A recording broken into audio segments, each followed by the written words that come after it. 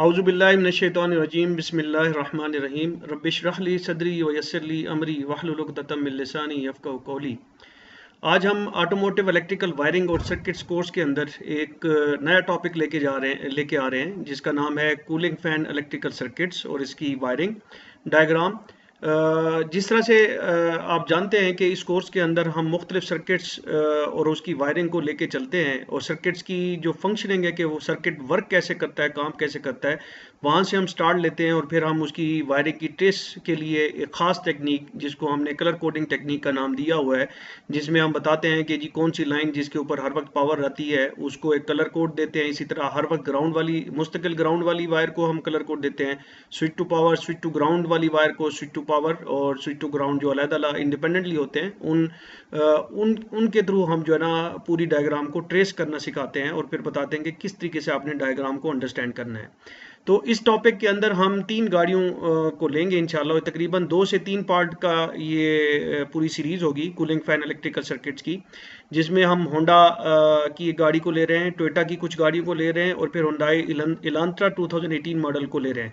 Toyota के जो model हैं वो बेसिकली 2011 से 2012 के बीच के जो मॉडल हैं और होंडा जो है वो 2003 से 2008 7-8 के मॉडल में जो सर्किट इस्तेमाल हो रहा है उसको हम डिस्कस कर रहे हैं। और इसके अंदर जो कूलिंग फ़ैन के मुख्तलिफ सर्किट्स आते हैं उसमें रिले कंट्रोल जो सबसे सादा सर्किट होता है वो है। इसके अलावा जो ECM PCM और रिले के साथ कंट्रोल हो रहा होता है आपका कूलिंग फ़ैन या रेडिएटर फ़ैन, उसको हम डिस्कस करने जा रहे हैं। फिर AC एम्पलीफायर कंट्रोल एक सर्किट होता है जिसमें जो मॉड्यूल है वो बेसिकली AC एम्पलीफायर है और उसके थ्रू और रिलेज के थ्रू सर्किट को कंट्रोल किया जाता है। ये इसका एक सर्किट हम डिस्कस करेंगे इंशाल्लाह। फिर इस ECM और AC एम्पलीफायर ये दो मॉड्यूल हैं जो कि कूलिंग फ़ैन या रेडिएटर फ़ैन को कंट्रोल करते हैं, उसको हम डिस्कस करेंगे। फिर उसके आगे फिर हम बात करेंगे कि ऐसा एक सर्किट डिस्कस करेंगे जिसके अंदर ECM भी है, AC एम्पलीफायर भी है और जो रेडिएटर फ़ैन है उसके ऊपर भी एक ECU या कंप्यूटर लगा हुआ है जिसको ECU भी कह सकते हैं या फ़ैन कंट्रोल मॉड्यूल भी कहते हैं। और इसके अलावा एक ECM और मोटर रजिस्टर जिसके अंदर डायरेक्टली सिर्फ रजिस्टर, मोटर के अंदर रजिस्टर है और फिर ECM उसको रिलेज के साथ कंट्रोल कर रहा होता है, उसको भी डिस्कस करेंगे। और आखिर में हम ECM और फ़ैन ECU कंट्रोल सर्किट होता है जिसके अंदर ECM डायरेक्ट कम्युनिकेट कर रहा होता है फ़ैन कंट्रोलर के साथ या फ़ैन कंट्रोल मॉड्यूल के साथ फ़ैन को ऑन कराने के लिए या उसकी स्पीड चेंज करने के लिए। इन तमाम सर्किट्स की फंक्शनिंग किस तरह से होती है और इनकी वायरिंग डायग्राम को इंशाल्लाह हम 1 बाय 1 2 से 3 लेक्चर्स के अंदर कवर करेंगे। Automotive diagnostic academy of Pakistan का पहला ऑनलाइन इदारा है और इसकी जितने भी लेक्चर्स हम रिकॉर्ड करते हैं उनको इनिशियली हम अवेलेबल करते हैं इस अपने YouTube app automotive diagnostic auto diagnostics PK के चैनल के ऊपर, यूट्यूब चैनल के ऊपर। और इसके अलावा हमारा एक व्हाट्सएप चैनल भी अवेलेबल है और हमारा एक व्हाट्सएप ग्रुप भी अवेलेबल है। अब हम बात कर लेते हैं एक सादा कूलिंग फ़ैन सर्किट की, कि सादा एक बिल्कुल सिंपलेस्ट जो सादा कूलिंग फ़ैन सर्किट होता है वो किस तरीके से काम कर रहा होता है। जनरली हमारे यहाँ अभी EFI गाड़ियाँ हैं तो यहाँ पे हमारे पास ECM ECU जिसको ECM जो कि हर मॉड्यूल जो है वो ECU कहलाता है और इसमें जो इंजन का मॉड्यूल है उसको हम ECM कहते हैं। तो ECM उसको कंट्रोल करता है और उसके अंदर सिर्फ एक मेन रिले होती है और उसको पावर पहुंचाई जाती है। बैटरी होती है सिस्टम के अंदर, एक फ्यूज़ होता है, एक जो है ना कूलिंग फ़ैन की रिले होती है और कूलिंग फ़ैन सिंगल वाला फ़ैन भी हो सकता है, डबल फ़ैन भी हो सकते हैं। तो उसमें होता ये है कि negative body chassis body ground के साथ बैटरी का नेगेटिव टर्मिनल हर वक्त कनेक्टेड होता है और इसी तरह से यही बॉडी ग्राउंड के साथ जो फ़ैन की जो मोटर है उसको नेगेटिव मुस्तकिल तौर पे अवेलेबल किया जाता है। अब उसको जो पावर है वो इस रिले की मदद से दी जाती है। तो ये जो स्विच है, ये स्विच बेसिकली जो बैटरी से हर वक्त जो पावर अवेलेबल है यहाँ इसके ऊपर, इस रिले के ऊपर, इस पावर को ये आगे शिफ्ट कराता है, स्विच टू पावर कराता है इस लाइन के ऊपर। और जहाँ पे जब ग्राउंड अवेलेबल है मोटर के ऊपर जब पावर पहुँचती है तो आपका कूलिंग फ़ैन स्टार्ट हो जाता है। और इस रिले को बनाने या इसको कट कराने के लिए बेसिकली ECU एक सिग्नल देता है और इस रिले के ऊपर भी हर वक्त एक पॉजिटिव अवेलेबल है बैटरी की तरफ से जो कि अवेलेबल रहती है। और ECM जो है जब उसको ग्राउंड थ्रू करता है तो फिर ये कॉयल एनर्जाइज हो जाती है और जब ये एनर्जाइज होती है तो एक तरह से मैग्नेट बन जाता है।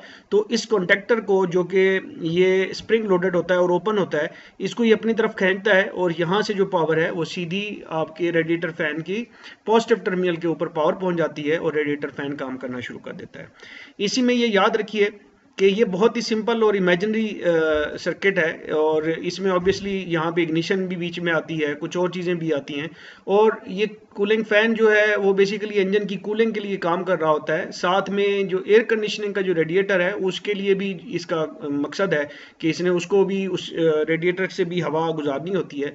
तो होता ये है कि जब एक टेम्परेचर जो इंजन का एक ख़ास लिमिट पे पहुंचता है, जो तकरीबन 83, कुछ इंजन के अंदर 82 है, कुछ के अंदर 83 है, कुछ के अंदर 85 है, कुछ के अंदर 87 है। तो जब वो उस सेट टेम्परेचर के ऊपर इसको इंजन कूलेंट टेम्परेचर जो ईसीएम में पहुंच रहा होता है, जब ईसीएम को वो मिलता है कि जी ये टेम्परेचर यहाँ पे पहुंच गया है, तो फिर ये यहाँ पे ग्राउंड थ्रू करता है। और याद रखिए कि जब ग्राउंड नहीं होता तो ये फ्लोटिंग होता है। तो ये जो पावर है ये कॉइल से आप जब आप इसको सर्किट को चेक करेंगे और ग्राउंड यहाँ से नहीं आया हुआ, तो यहाँ पे आपको यही बैटरी वोल्टेज इस सिरे पे भी मिलेंगे और इस सिरे पे। इन चीज़ों को हमने अपनी इलेक्ट्रिकल फंडामेंटल्स के कोर्स के अंदर काफ़ी डिटेल के साथ डिस्कस किया है कि हमने कैसे अपने सर्किट को डायग्नोज करना है। और इसके अलावा जो कूलेंट वाला हो गया, जो एयर कंडीशनिंग का सिस्टम है, उसमें जब एयर कंडीशनिंग आप ऑन करते हैं तो उसको भी या ईसीयू के थ्रू या एक और रिले के साथ मदद से यहाँ पे पावर पहुँचाई जाती है, और एसी जब तक काम कर रहा होता है उस वक्त रेडिएटर फैन आपका चलता रहेगा। जो कूलेंट इंजन का कूलिंग सिस्टम है वो कूलेंट के टेम्परेचर पर डिपेंड करता है कि कूलिंग का टेम्परेचर जब उस खास लिमिट को क्रॉस करने लगता है तो उस वक्त ये सिग्नल भेजता है। जब एयर कंडीशनर आप स्विच ऑन करते हैं, भले ठंडी गाड़ी है या गर्म गाड़ी है, दोनों सूरतों में, तो उसका सिग्नल एक और रास्ते से इस रेडिएटर फैन तक पहुंचता है ताकि आपका रेडिएटर से जो हीट है वो उसको उसकी ग्रिल से गुजर के ताकि उसको ठंडा कर सके और हीट को बाकी इन्वायरमेंट में पहुंचा सके। अब इसी सर्किट को, जो सादा सर्किट अभी हमने डिस्कस किया है, उसको थोड़ा सा हम कॉम्प्लेक्स करते हैं और इस डायग्राम को समझने की कोशिश करते हैं।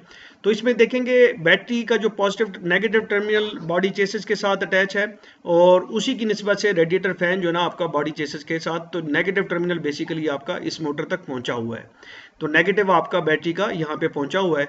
जो पॉजिटिव है, जब भी डायग्राम को हम स्टार्ट करते हैं समझने के लिए तो पॉजिटिव को ट्रेस करते हैं, नेगेटिव को ट्रेस करते हैं, उसके अंदर एलिमेंट्स देखते हैं कि क्या क्या चीज़ें लगी हुई हैं, तो इससे हमें काफ़ी आसानी हो जाती है। तो पॉजिटिव की दो पैरेलल लाइनें हैं, एक इस रिले पे जा रही है और एक इस फ्यूज़ के थ्रू इस रिले पे जा रही है। और नेगेटिव जो अगर आप ग्राउंड देखें तो ग्राउंड डायरेक्टली यहाँ पे सिर्फ अगर आप देखें तो रेडिएटर के हिसाब से सिर्फ रेडिएटर के साथ ग्राउंड है।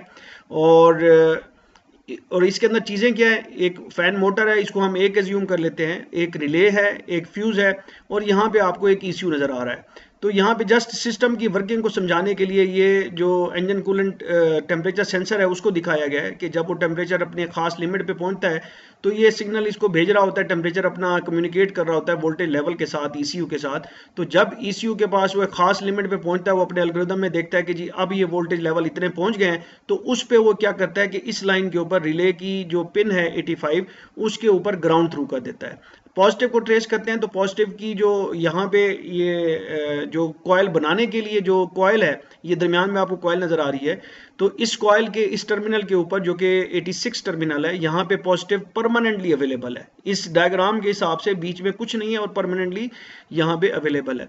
और जो दूसरी पॉजिटिव है वो यहाँ फ्यूज़ के थ्रू, फ्यूज़ सीरीज में लगा हुआ है, इसमें जो 30 नंबर पिन है इसके ऊपर मौजूद है और स्टैंड बाय है।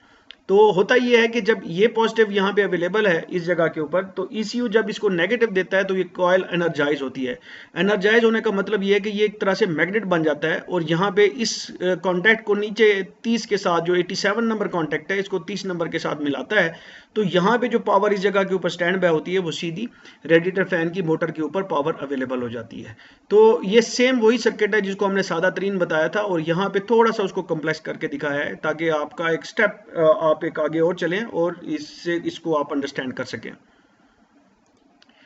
तो अभी हम कूलिंग फैन सर्किट में होंडा सिविक, जो कि मुझे अभी याद नहीं है कि ये डायग्राम मैंने निकाली हुई काफ़ी अर्से से, 2000 मेरे ख्याल में 3 से लेके 8 के बीच में कोई मॉडल हैं उनके अंदर शायद इस्तेमाल हो रहा है, या हो सकता है इससे 2007-8 के मॉडल में भी शायद या उससे भी शायद ऊपर हो। हाउएवर ये मेन एम ये है कि हमें इस सर्किट की फंक्शनिंग पता चल सके और हम इस सर्किट को फिर कल को जब हमारे सामने ये डायग्राम आए तो हम इजीली उसको अंडरस्टैंड कर सकें। तो ये basically ECM PCM control circuit है जिसमें ईसीएम या पीसीएम एक ही चीज़ है। इंजन कंट्रोल मॉड्यूल और power train control module, engine module को कहते हैं, जो कि इंजन का कंप्यूटर है, कि इसकी मदद से और रिलेज की मदद से इस सर्किट को कंट्रोल किया जाता है और उसको फैन की स्पीड को, फैन को चलाया जाता है।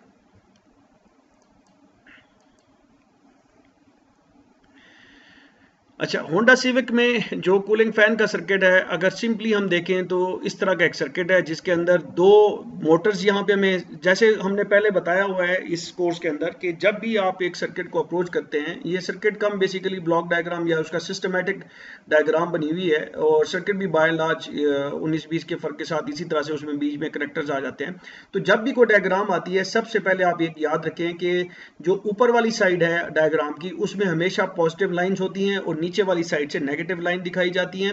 आप सबसे पहले देखते हैं कि पॉजिटिव कहां कहां पे पहुंच रही है और परमानेंट पॉजिटिव देखते हैं कि जी मुस्तकिल कहां कहां पे पॉजिटिव की लाइन मौजूद है। पहला स्टेप हमारा ये होता है। अगला स्टेप ये होता है कि सर्किट के अंदर क्या कुछ मौजूद है।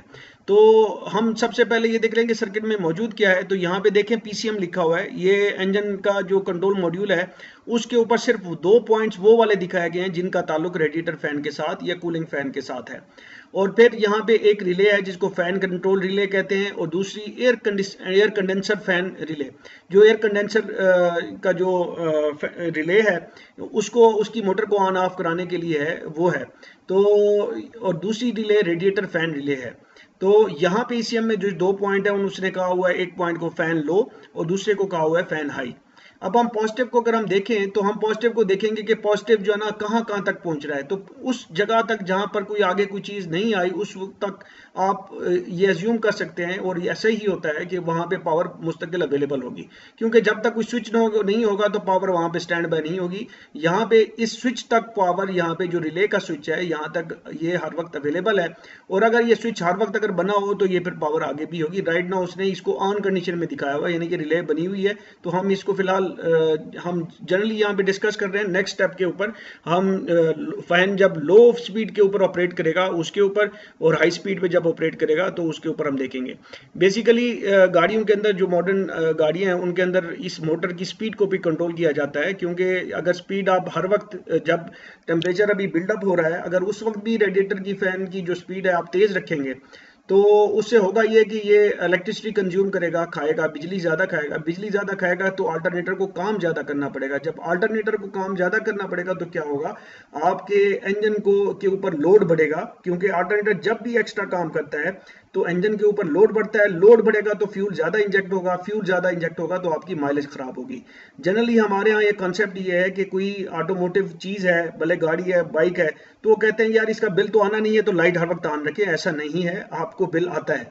वो बिल आता बेसिकली फ्यूल की मद में, वो आपको अंदाजा नहीं होता। जब भी आप एक्स्ट्रा एसेसरीज ऑन करेंगे या किसी चीज को बिला वजह, जिस तरह से हम कुछ गाड़ियों में थोड़ा टेम्परेचर का इशू होता है, उसको हीटअप होती हैं, तो उसको बजाय इसके कि उसको डायग्नोज कराया जाए तो उसमें उस्ताद लोग करते ही हैं कि रेडिएटर को डायरेक्ट करा देते, फैन को डायरेक्ट करा देते हैं। तो उससे आप ठीक है, आपने डायग्नोज नहीं कराया, पैसे बचा लिए अपने डायग्नोज कराने से, लेकिन आपने इंजन का कबाड़ा कर दिया कि आपकी फैन हर वक्त चल रहा है तो अल्टरनेटर के ऊपर एक्स्ट्रा लोड पड़ी जा रहा है, और जब वो एक्स्ट्रा लोड पड़ी जा रहा है तो आपका फ्यूल भी ज़्यादा कंज्यूम हो रहा है और उसमें हीट अप होने के मजीद चांसेस बढ़ते जाते हैं और इंजन की परफॉर्मेंस के अंदर भी काफ़ी ज़्यादा इश्यूज रहते हैं। तो पॉजिटिव यहाँ पे भी अवेलेबल है, यहाँ पे भी अवेलेबल है इस रिले की दोनों टर्मिनल्स के ऊपर। जो कॉयल वाला टर्मिनल है और जो स्विच वाला टर्मिनल है यहाँ पे भी अवेलेबल है। इधर भी देखें तो आपको स्विच के ऊपर भी और कॉयल के ऊपर भी पावर पहुंच रही है, और इसी तरह से नीचे वाली जो रिले है उसकी कॉयल के ऊपर भी पावर पहुंच रही है। और ग्राउंड पे अगर आप देखें तो इस रिले के ऊपर ग्राउंड डायरेक्ट परमानेंटली अवेलेबल है इस पॉइंट के ऊपर, और इस मोटर के ऊपर परमानेंटली अवेलेबल है ग्राउंड। इसके अलावा किसी चीज के ऊपर ग्राउंड परमानेंटली अवेलेबल नहीं नजर आ रहा हमें। अब हम इसके सिनेरियोज, एक तो जनरल तारुफ था इस कूलिंग फैन सर्किट का, और इसमें एक और चीज़ ये है जो मैंने पहले भी बताई है कि जब भी एसी ऑन होगा तो भले गाड़ी ठंडी है, गर्म है, तो आपका जो फैन है वो आपका स्टार्ट हो जाता है और ऑन हो जाता है।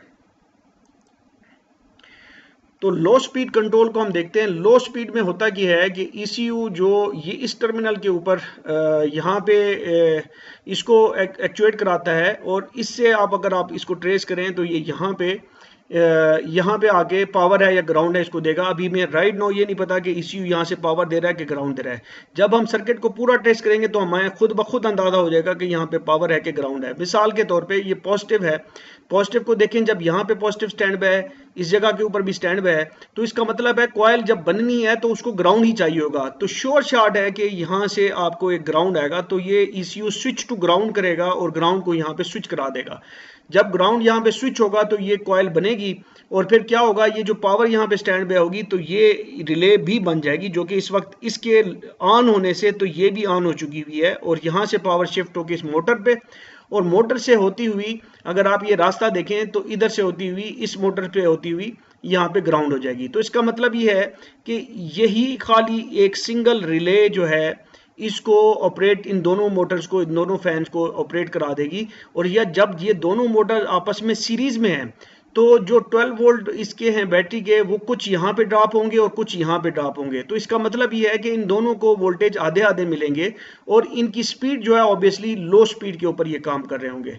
तो बेसिकली स्पीड को उन्होंने लो किस तरह से कराया कि दोनों मोटरों को सीरीज में कर दिया है। और सीरीज में क्या हो रहा है कि क्योंकि इसके अंदर भी कुछ रेजिस्टेंस है, इसके अंदर भी कुछ रेजिस्टेंस है, और इलेक्ट्रिकल फंडामेंटल जो कोर्स हमारा है उसके अंदर हमने बड़ी डिटेल में डिस्कस किया है कि एक जो पावर सोर्स है उस सर्किट के अंदर, उस एक ब्रांच सर्किट की एक ब्रांच के अंदर जितनी भी रेजिस्टेंस होगी वो पावर सोर्स उन रेजिस्टेंस पे, रेजिस्टेंस की वैल्यू के हिसाब से वहां पे डिवाइड हो जाएगा। यानी कि अगर इसकी रेजिस्टेंस और इसकी रेजिस्टेंस सेम है और ये दो टोटल रेजिस्टेंस लगी हुई हैं, और 12 वोल्ट अगर यहाँ से आ रहे हैं तो 6 वोल्ट इधर चले जाएंगे, 6 वोल्ट इधर चले जाएंगे। जब वोल्टेज ही आपको एनर्जी ही कम दे रहे हैं मोटर को, तो मोटर की स्पीड ऑटोमेटिकली कम हो जाएगी। ठीक है जी। अब अगर आप दूसरी साइड पे देखें तो पॉजिटिव इस रिले के ऊपर भी अवेलेबल है स्टैंड बाय, और यहाँ पे भी स्टैंड, इस कॉइल के ऊपर भी स्टैंड बाय अवेलेबल है, और इस रिले की कॉइल के ऊपर भी स्टैंड बाय अवेलेबल है। लेकिन क्या है कि इन रिलेज के ऊपर, इस रिले के ऊपर ग्राउंड यहाँ से आना है, अगर पावर वहां पे तो दूसरी साइड पे ग्राउंड ही आएगी, और पावर यहाँ पे तो इस साइड से ग्राउंड ही आएगी। तो ये फैन जो हाई वाली जो पॉइंट है ECM के अंदर या PCM के अंदर, वो ऑफ पे पड़ा हुआ है, तो इसका मतलब है यहाँ पे ना ग्राउंड है ना पावर है। तो ना ये रिले बनेगी ना ये रिले बनेगी। जब ये नहीं बनेगी, सिर्फ ये बनेगी, तो पावर यहाँ से होती हुई, इस मोटर से होती हुई और इस रिले के इस कनेक्शन के साथ जो बाय डिफॉल्ट इस जगह के ऊपर पड़ा होता है, तो इस मोटर के थ्रू ग्राउंड के अंदर डंप हो जाएगी। इसी चीज को जो हम वो करते हैं, अपना एक टेक्निक इस्तेमाल करते हैं कलर कोडिंग की। तो अगर आप देखें तो हमने बताया हुआ कि सबसे पहले आप जो है ना एक कलर दे देते हैं जहां जहां पे मुस्तकिल पावर मौजूद होती है। तो यहाँ पे देखें, जिस तरह से हमने पहले डिस्कस किया है कि जहां जहां पे मुस्तकिल पावर आ रही है इधर से ऊपर से, तो उसको हमने वहां पे रेड कलर कोडिंग दे दी है, और यहाँ पे इस जगह के ऊपर रेड है। फिर हमने जो तरीका बताया हुआ उसमें हमने कहा हुआ है कि जहां जहां मुस्तकिल ग्राउंड है, तो इस रिले के ऊपर है और इस मोटर के ऊपर मुस्तकिल ग्राउंड है, तो उसको हमने ब्राउन के साथ, इस कलर के साथ आइडेंटिफाई कर दिया है। फिर स्विच टू पावर, यानी कि जहां पे पावर स्विच होके आगे पावर जा रही है, तो ये पावर यहाँ पे है तो यहाँ पे स्विच बनेगा, तो ये स्विच टू पावर है। तो स्विच टू पावर है तो ये यहाँ पे वही स्विच टू पावर यहाँ से लेके यहाँ तक इस मोटर तक पहुंच रही है, और यहाँ पे परमानेंट ग्राउंड हमने पहले ही बता दिया। स्विच टू ग्राउंड, अब यहाँ पे ग्राउंड नहीं है लेकिन फिर ग्राउंड वहां पे स्विच हो रहा है, तो बेसिकली ECM यहाँ पे ग्राउंड इस लाइन पे नहीं है, तो ECM ग्राउंड जब स्विच करता है तो ग्राउंड यहाँ से इस जगह के ऊपर अवेलेबल हो जाता है। तो ये जब हम करते हैं, तो अब आप इस तस्वीर को देखें तो आपको क्लैरिटी के साथ मालूम हो रहा है कि एक ग्राउंड कंट्रोलिंग, जो ग्राउंड ECM जो ना ग्राउंड साइड को कंट्रोल कर रहा है कि वो ग्राउंड देता है या ग्राउंड को बंद कर देता है। तो जब ग्राउंड देता है तो ये रिले बनती है, और ये जब ये रिले बनती है, पावर ऊपर अवेलेबल है, वो पावर यहाँ से होती हुई इन दोनों मोटर्स को चलाना शुरू कर देती है। और एक चीज याद रखिए कि स्विच टू पावर ये पॉइंट है, जब स्विच नहीं होता तो इसमें हमें ग्राउंड मिलेगा। आप देखें, अगर ये ओपन हो रिले, तो इस जगह के ऊपर जब भी आप जाएंगे तो यहाँ पे आपको ग्राउंड मिलना चाहिए। क्यों ग्राउंड मिलना चाहिए? क्योंकि ये लाइनें आप देखें, ये सीधी सारी की सारी इस ग्राउंड के साथ हैं, और जब भी ये स्विच ओपन होगा तो सर्किट ओपन है। और हमने अपने इलेक्ट्रिकल फंडामेंटल के कोर्स में ये चीज़ बड़ी क्लैरिटी के साथ डिस्कस की है कि जब भी आपका जो सर्किट है वो ओपन है, तो उसमें जो रेजिस्टेंस अगर कोई बीच में लगी हुई है तो उनकी कोई मतलब नहीं है रेजिस्टेंस, वो एक वायर की तरह ही ट्रीट होती हैं। अगर इधर से पावर आ रही होती तो वो पावर इनको क्रॉस करती हुई यहाँ तक अवेलेबल होती अगर ये ओपन होता। अगर यहाँ पे ग्राउंड के साथ ये अटैच है तो आप जब आप ग्राउंड के साथ यहाँ पे कंटिन्यूटी चेक करेंगे, यहाँ पे चेक करेंगे, यहाँ पे चेक करेंगे, यहाँ पे चेक करेंगे, आपको ग्राउंड ही मिलेगा। ठीक है जी। जब ये स्विच बनेगा तो ऑब्वियसली यहाँ पे आपको पावर फिर मिलेगी। इसी तरह स्विच टू ग्राउंड जब स्विच नहीं होता, ये स्विच टू ग्राउंड जब स्विच नहीं होता तो इसमें हमें पावर मिलेगी। क्यों पावर मिलेगी? ये जो पावर इस कॉइल के आगे यहाँ पे स्टैंड बाय है, जब ये यूं समझ लें कि जब ये स्विच टू पावर नहीं हुई तो ये ओपन ही है। जब ये ओपन है, ये फ्लोटिंग इसको हम कहते हैं, तो ये पावर के लिए ये जो कॉइल है ये इसकी रेजिस्टेंस कोई मीनिंग नहीं रखती, कोई मतलब नहीं रखती। तो ये ऐसे ही है जैसे यहाँ पे एक सीधी वायर लगी हो। तो आपको जब भी आप चेक करेंगे, अगर ये स्विच टू पावर नहीं हुआ, स्विच टू ग्राउंड नहीं हुआ, ईसीएम ने यहाँ पे सिग्नल नहीं दिया हुआ, तो यहाँ पे हमें ये जो वोल्ट यहाँ पे मिल रहे हैं वो हमें यहाँ पे भी मिलने चाहिए।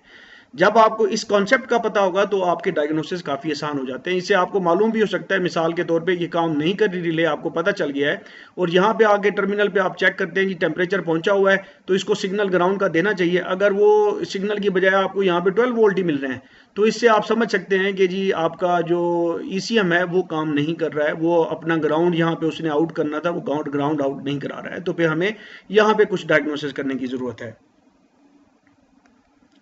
अब हम आ जाते हैं हाई स्पीड कंट्रोल सर्किट के ऊपर।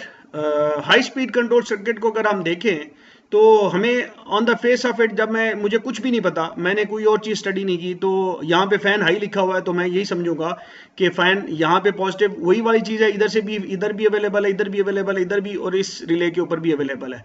तो जब मैं ग्राउंड यहाँ से दूंगा ईसीएम से तो ग्राउंड यहाँ पे पहुंचेगा, इसको एनर्जाइज करा के इस जो स्विच यहाँ पे पड़ा हुआ था इसको इधर कर देगा, और फिर इसी तरह से ये ग्राउंड यहाँ पे भी जा रहा है और इस स्विच को भी बना देगा। जब उसने इन दो को बना दिया है तो फिर होगा क्या? तो होगा ये कि ये जो पावर है यहाँ पे तो ये ओपन रहेगा। अगर सिर्फ इसी को हम देखें तो ये स्विच ओपन होगा। अगर हम कहेंगे सिर्फ यहाँ से ग्राउंड आ रहा है तो ये स्विच ओपन होगा, तो इसका मतलब है इधर से तो इस मोटर पे पावर आ ही नहीं रही।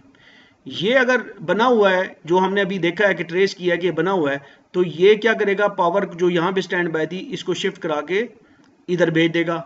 और ये जो स्विच इधर बना है इस कॉइल के बनने, इस रिले के बनने की वजह से, तो ये इधर तो ग्राउंड तो थ्रू कर देगा इस पे, लेकिन इस पे पावर नहीं आ रही क्योंकि इस रिले के ऊपर ये ग्राउंड पहुंचा नहीं है, उसने एक्टिवेट ही नहीं कराया। तो इससे हमें पता चलेगा कि यार कोई गड़बड़ है सिस्टम के अंदर, कोई हम जो ना अपनी अंडरस्टैंडिंग के अंदर कोई ना कोई हमारे गड़बड़ है। तो इसको मजीद जब आप स्टडी करते हैं तो फिर आपको पता चलता है कि यार ये भी जब तक ऑन, यहाँ पे भी ग्राउंड जब तक नहीं आएगा हाई स्पीड के लिए, तो ये जब आएगा तो ये रिले बनेगी ना। जब ये रिले बनेगी तो फिर होगा कि ये मोटर, इससे भी पावर मोटर से गुजरेगी, ये मोटर ऑन होगी और ये मोटर इधर से ग्राउंड लेगी। तो ये मोटर इंडिपेंडेंटली 12 वोल्ट अब ले रही है। पहले लो के केस में ये 6 वोल्ट ले रही थी, ये दोनों मोटर सीरीज में थी तो 6 वोल्ट ले रही थी। अब क्या है, अब ये 12 वोल्ट इंडिपेंडेंट ले रही है क्योंकि इसको ग्राउंड डायरेक्ट मिल रहा है। इसी तरह से ये 12 वोल्ट जो यहाँ पे थे वो डायरेक्टली इधर आ रहे हैं और इधर से इस मोटर पे जा रहे हैं। तो इस तरह से बेसिक हमें अंदाजा हो जाता है इन चीज़ों से कि भाई ये जो हाई लिखा हुआ है तो मैंने यहाँ पे भी देखना है। ये जनरली ये बेसिकली एक एक्सप्लेनेशन वाली डायग्राम है, इसलिए यहाँ पे ऑन उसने लिखा हुआ है, अदरवाइज ये ऑन या ऑफ नहीं लिखा होता डायग्राम्स के अंदर। तो आपको मेक आउट करना पड़ता है सर्किट की फंक्शनिंग से, सर्किट किस तरीके से उसको जब आप ट्रेस करते हैं तो आपको अंदाज़ा कुछ ना कुछ हो जाता है। जिस तरह से मैंने अभी बताया है कि जब मैं खाली इसके ऊपर जाऊँगा तो मुझे अंदाज़ा हो जाएगा कि यार इसके होने से ये मोटर नहीं चल रही, क्योंकि जब तक ये रिले नहीं बनेगी ये मोटर नहीं चलेगी। तो हाई स्पीड तो ये तब तक हो ही नहीं सकता जब तक ये दोनों मोटरें अब इंडिपेंडेंटली चले ना। तो इससे हमें समझ आती है। अब हम इसकी कलर कोडिंग को देख लेते हैं। तो कलर कोडिंग को अगर आप देखें तो ये स्विच टू ग्राउंड, ये फैन लो वाला टर्मिनल भी स्विच टू ग्राउंड करेगा जब हाई स्पीड देनी होगी, ईसीएम ने हाई स्पीड पे चलानी होगी मोटरें, और फिर फैन हाई वाले पे भी ग्राउंड देगा। इधर से जो ग्राउंड जाएगा वो इस रिले को भी बनाएगा और इस रिले को भी बनाएगा, जो इधर से ग्राउंड जाएगा वो इस रिले को भी बना देगा। अब ये रिलेज बनी हुई हैं, ऑन पे है, ये भी ऑन पे है। ये चूंकि 5 पॉइंट्स वाली है तो ये इधर अब थ्रू होगी, पहले इधर पड़ी हुई थी, इधर थ्रू होगी है। तो अब आप देखें कि पावर स्विच होगी यहाँ से इस मोटर से होते हुए इस ग्राउंड में इंडिपेंडेंटली इसको 12 वोल्ट मिल गए।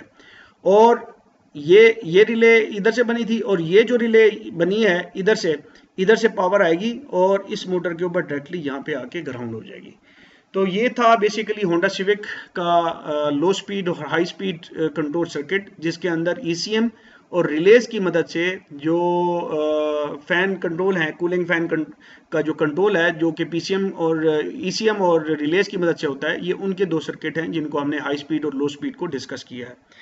इससे आगे इंशाल्लाह नेक्स्ट पार्ट के अंदर हम cooling fan circuit, Toyota Corolla के मुख्तलिफ सर्किट जो कि 3-4 हम गाड़ियों के सर्किट डिस्कस करने जा रहे हैं, वो इंशाल्लाह पार्ट नंबर 2 के अंदर करेंगे। आई थैंक यू ऑल। अस्सलाम वालेकुम वरहमतुल्लाहि वबरकातुहू।